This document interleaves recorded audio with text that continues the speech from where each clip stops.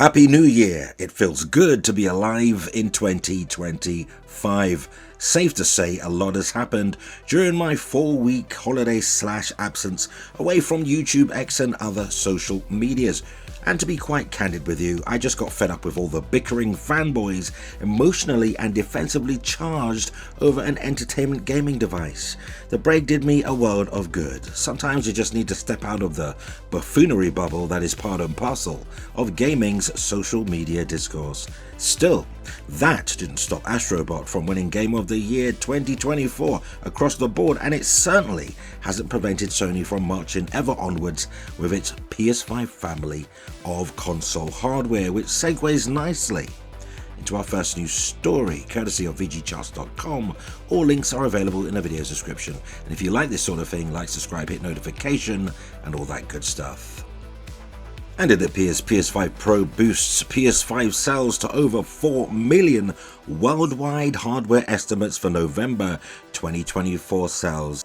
Now, the PlayStation 5 was the best-selling console worldwide with 4.12 million units sold for November 2024, according to VG Charts.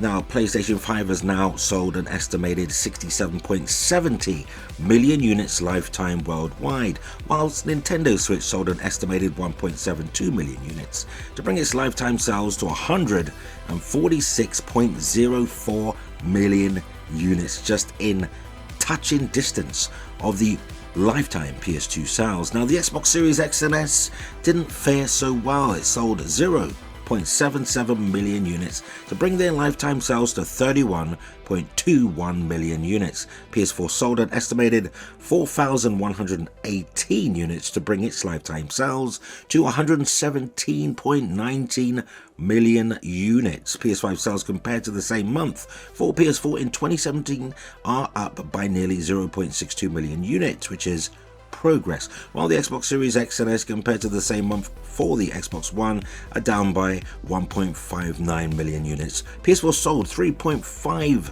million units for the month of November 2017, and Xbox One sales were at around 2.36 million units. So yeah, this is good stuff. Looking at sales month on month, PlayStation sales are up by nearly 3.3 million units.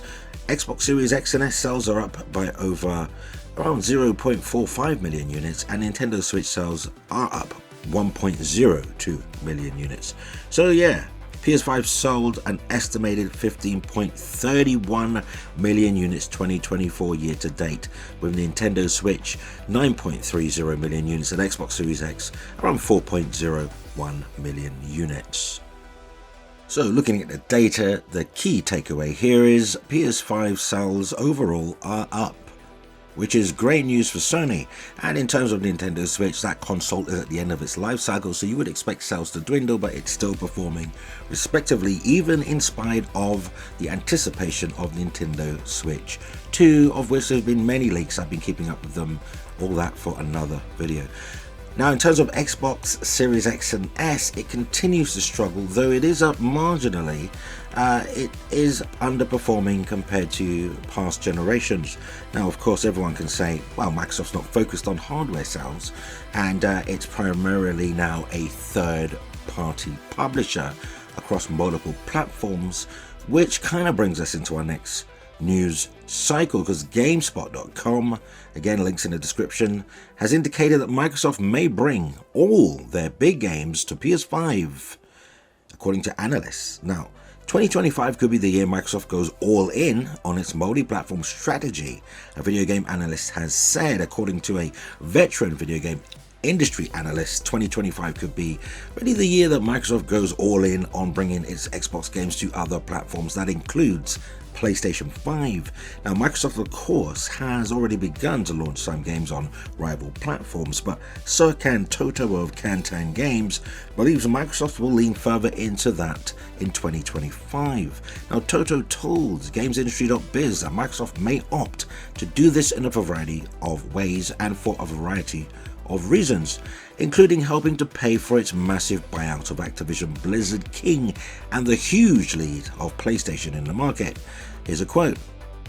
2025 might be the year where they go all in. The $69 billion Activision Blizzard deal, rising costs across the board, and the power of forever titles, this huge lead of Sony and the other factors will likely leave Microsoft no choice but to bring all their big games to PS5 early, including blockbusters such as Gears of War E-Day, Perfect Dark, or even Fable. Now, in early 2024, Microsoft surprised some people by announcing some of its first-party games would launch on other platforms, which included, at that time, Sea of Thieves, Grounded, Hi-Fi Rush, and Pentiment. Even before this, though, Microsoft was already one of the biggest publishers on PlayStation and Switch thanks to the juggernaut Minecraft series. Call of Duty is now a Microsoft franchise too, and Microsoft continues to release the game on PlayStation platforms, even enhancing it to be the best version on console on the PS5 Pro, which is kind of strange. You wouldn't have said that 5 years ago. And Microsoft itself has made its latest Call of Duty game, Black Ops 6, the best playing console version, which is not its console, it's a rival's, or maybe not so much rival anymore. So, one of the next big Xbox games to come to PlayStation was really Indiana Jones. I say that past tense, and The Great Circle, because it's really already released on Xbox, but PlayStation gamers await a spring release. Now, beyond this, there are ongoing rumors of Halo Combat Evolved remaster projects that could launch on PS5 back in May. It was reported that Microsoft CEO Satya Nadella and CFO Amy Hood were mandating increasing margins at all divisions, including Xbox. At the time, it was reported that Microsoft might look to release even more of its first-party games on PlayStation to help increase revenue. There is said to be an internal plan within Microsoft called Latitude that is focused on formulating plans to bring more first-party Xbox games to rival platforms. Interesting stuff, huh? How the tide has turned. So we've got Xbox sales being trounced really. In some regions it's 5-1. It's an incredible margin, 5-1. For every one Xbox Series X sold, 5 PS5s are sold, including the PS5 Pro. That's just bizarre to me. I've never seen the margin so wide. Usually it was 2-1. Even that was like terrible because, it's almost half your install base on another platform. But, what are you saying? 5-1. Maybe Microsoft are on the right track here.